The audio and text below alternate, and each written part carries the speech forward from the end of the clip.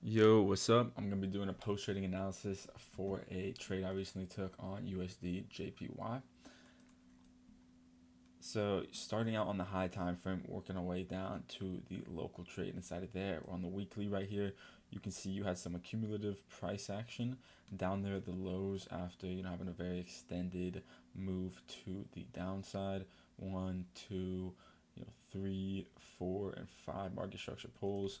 Some kind of accumulative price action, more just exhaustion where you have the aggressive moves kind of turning into slighter deviations down here, and then you got that liquidity build up, deviate the low, and then reverse back up to the high, sweeping a lot of that liquidity, where we still have some liquidity points higher like this one, but you did sweep the majority of this liquidity. So right there, you sweep majority of that liquidity, have one liquidity point higher, and locally you've just been trending up on the high time frame.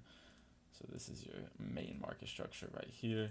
One, two, three poles of market structure to the upside, sweeping some liquidity, quite an extended move from that low.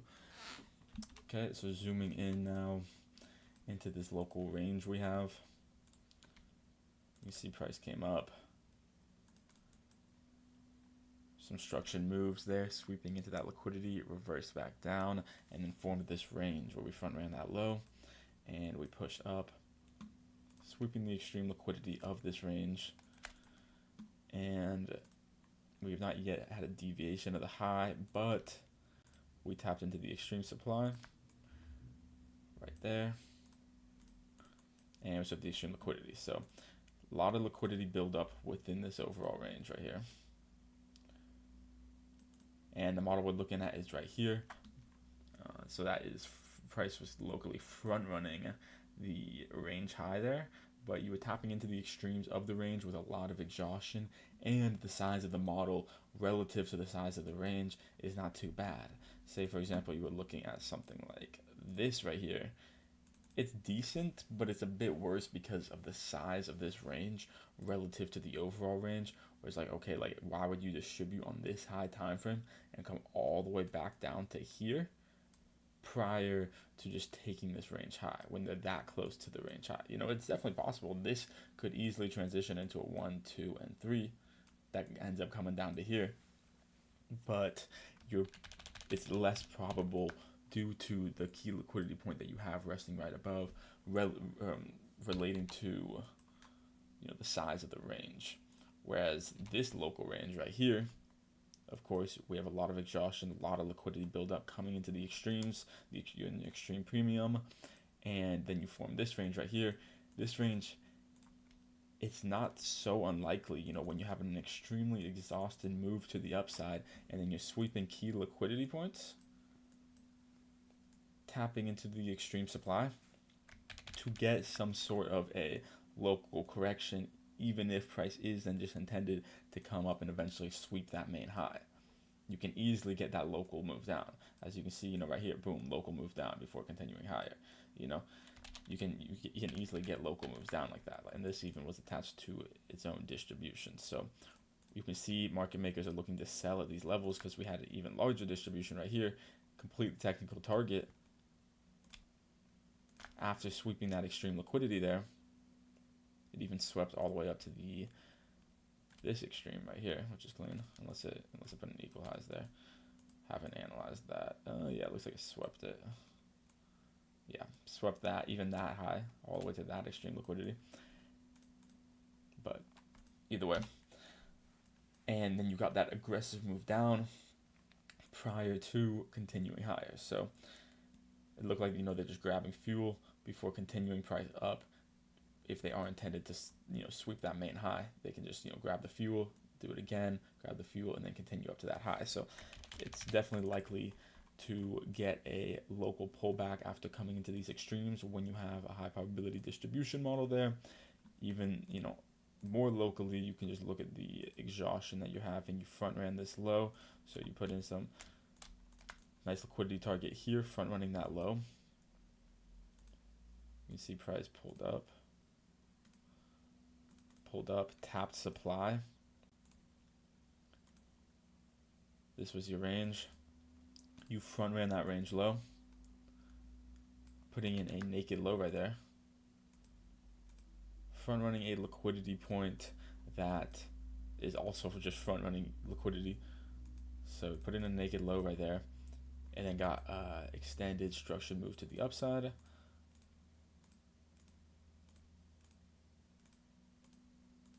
Before breaking structure bearish right here, after sweeping that range high.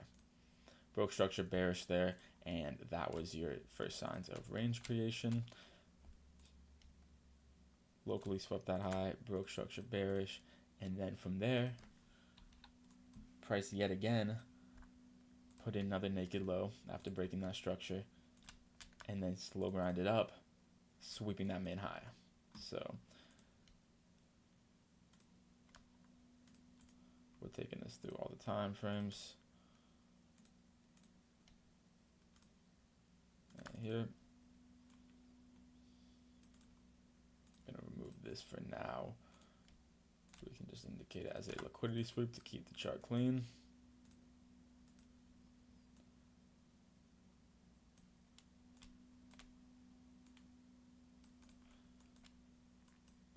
So you had somewhat of a naked low right here, and then you had this range creation.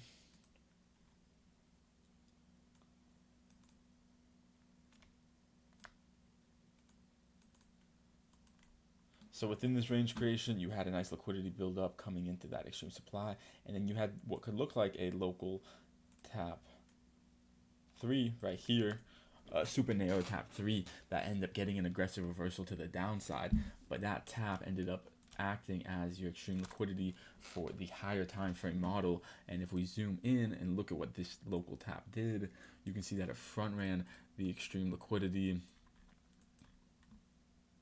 Where are we?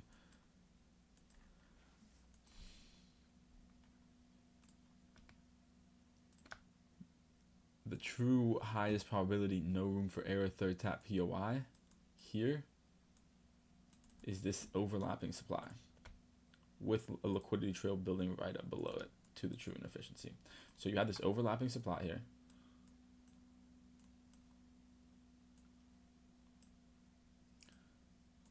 Super high probability POI. And then price came up here locally, front ran it, and broke structure bearish.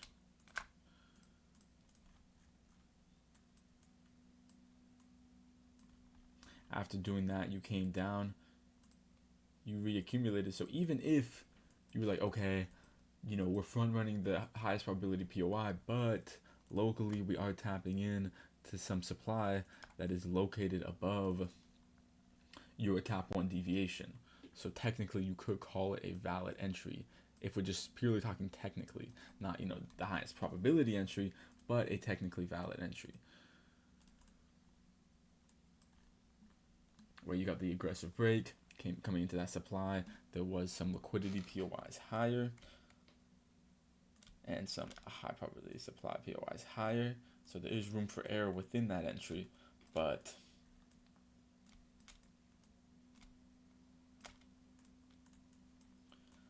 so there was some room for error within that entry, but if you did take that entry, you would have easily been able to de-risk. You know, say you entered somewhere below there on that break. By the time you're accumulating here, you're up 4 RR, so you can either open a hedge that would then, you know, trigger take profit upon, you know, stopping you out right here. Or you could just de-risk when you see this accumulation right here confirm. Which, yeah, it looks like you got the confirmation way up here.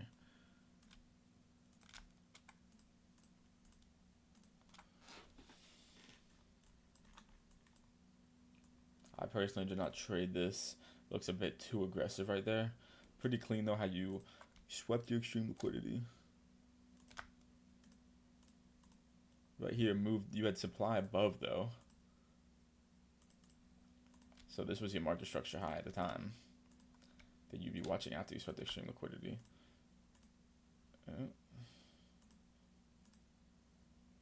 You SFP'd that high right there.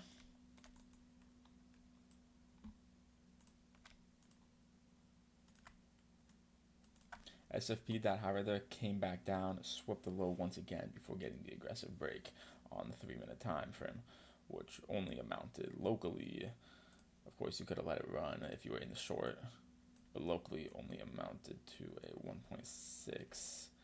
So you would probably want to enter on a retest, maybe just right here for the 2.7-ish. Kind of depends. I gotta do the replay for this.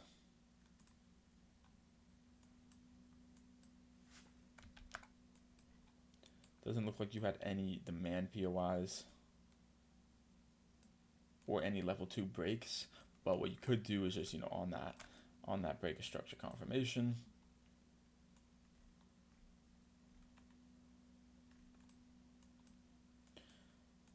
you're like, okay, the RR is 1.5. I want to enter for a minimum of a 2.5 or a 3. So then you just, whatever that ends up being for you, you can just enter on that retest like there, for example. Maybe you're like, okay, this liquidity right here looks like it's going to get swept. I'll enter right there for the 2.5. And then you could get filled. So you could have potentially played it. There was valid entries there on that. Not something I personally played. I also was not in the short from up there because it makes it a lot better to enter the accumulation if you're in the short from there, because technically, if you're viewing this as a distribution, you're trading counter context where there's just liquidity below. So this can easily just, fail and continue lower, leaving that liquidity above. So, it's best to play something like that if you're already in the short and you're already in, up 4% by the time you're here. You can just take a 1% risk on the long and then maybe even partial TP a slight amount and something like that. There's a potential way you could play it. So anyways, then we pushed up and price tried to distribute here, front running that POI. If you were still kind of looking at it from the perspective of this being your tap, you could kind of look at this guy as a distribution there, sweeping the extreme liquidity prior to your tap 3. And then locally here, there was no high probability entries. It was, pretty aggressive, kind of ugly. Right on that weekly open, kind of getting the spike up, breaking structure there. And it was after this aggressive move that had created some sort of demand that is mitigated, as you can see on the lower time frame.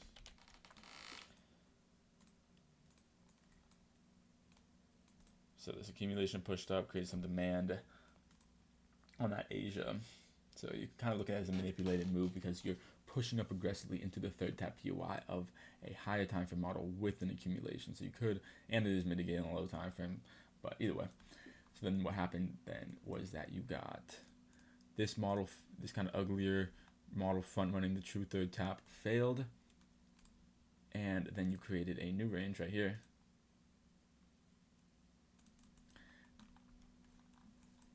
That provided your entry confirmation. So I'm going to pull this back for now, just to keep it clean while I go over this local model. And this is where we found our entry. Video's already getting a bit long. But yeah, this is where we found our entry. You can see you got a 1, a 2, a 3.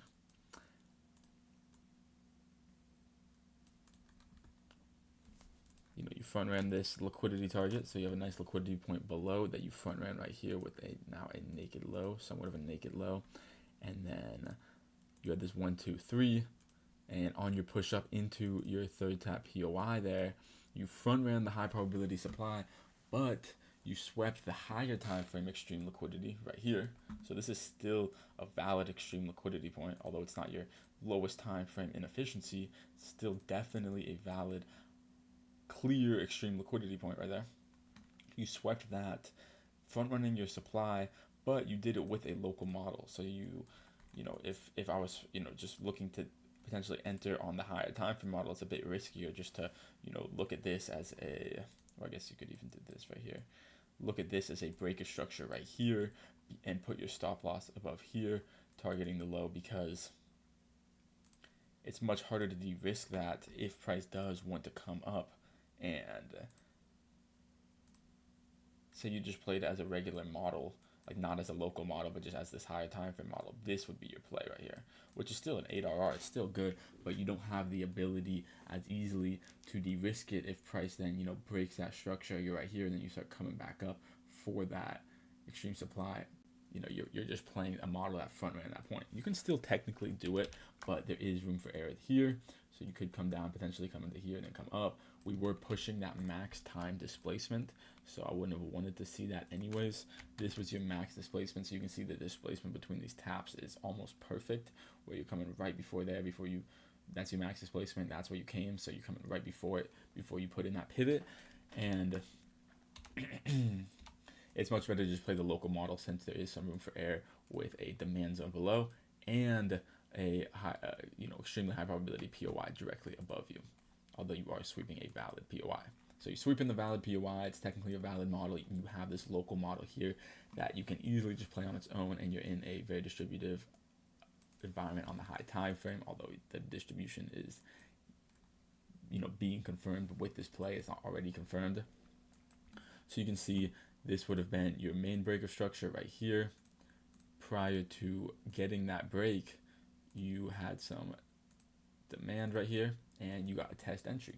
So what that is where you front run the main break, you get a pullback, leaving liquidity, and you get the breaker structure, and you enter on what's called a pre-breaker structure. So you swept this local, this isn't, super clean liquidity POI, but you can see that there's some, local liquidity there prior to this inefficiency, and I'm pretty sure it was a 3 minute, what was it? Yeah, 3 minute, 2 minutes, 2 minute little order block right here that you came into. It's not the best, most high quality POI. I was looking more for this high to get swept, but technically it's valid because this high did sweep liquidity. So that means that this high itself is not liquidity. So you're tapping into the supply zone that swept liquidity, aggressively pushed price down with some inefficiencies. And what really validates this entry is the aggressive break. So I wasn't initially looking at this supply POI as my third tap. I was, just more concerned with just seeing, all liquidity within the range get swept, or just an overall move up to here before reversing. That's what I was, more focused on, and that's what I had pre-planned and was looking for. But then when you get this aggressive break right here, you can see on the 2 minute how aggressive that was. You have 2 minute break right here, and you close all the way down here. That's an extremely high quality break, showing that this is the point where sellers are stepping in and taking over.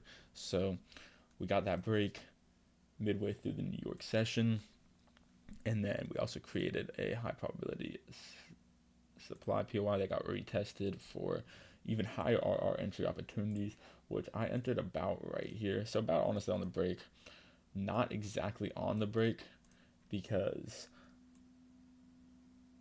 honestly an error in my preparation.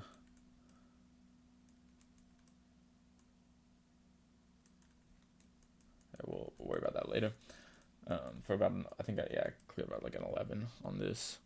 So yeah, entered after, we got this buy, tap into the supply, and then we started consolidating. So once we were just consolidating below that main break, that is when I entered. Saw that consolidation, this, on this retest right here, that's the optimal entry. Super high RR play right there.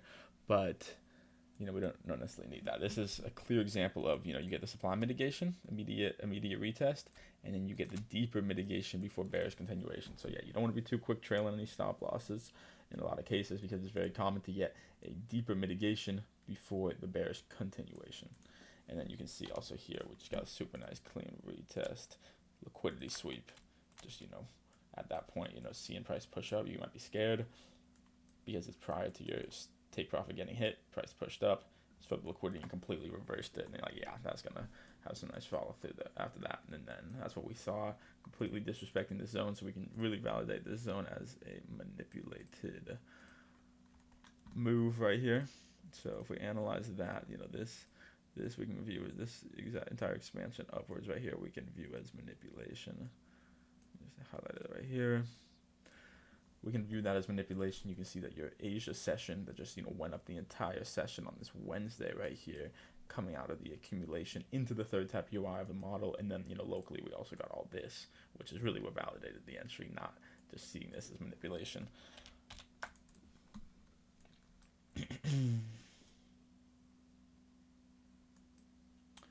And yeah, then I ended up taking full profit this morning because, so reason I didn't lead this all the way to the technical targets because I took it one on a prop firm, so it's nice to just, take your profits on the prop firm. So I took it right here for an 11. Yeah, looks about right.